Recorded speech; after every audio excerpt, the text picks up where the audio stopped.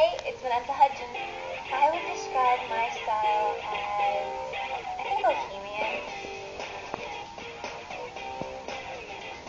I love earthy tones. I love funky things. So bohemian, like, recently kind of turning hippie chick. I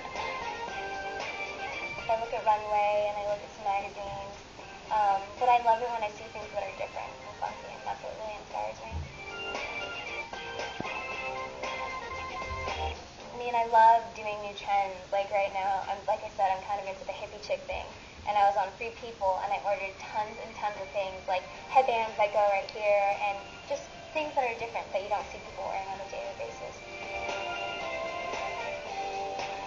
The thing that I bought that was the most like expensive was this Chanel bag that I wanted for a really long time. It's like the cute little one with the long chain. Um, yeah, I wanted it for forever, so I finally went and got it.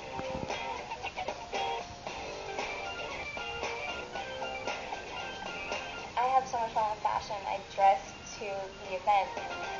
Going to all the events is such a good excuse to dress up.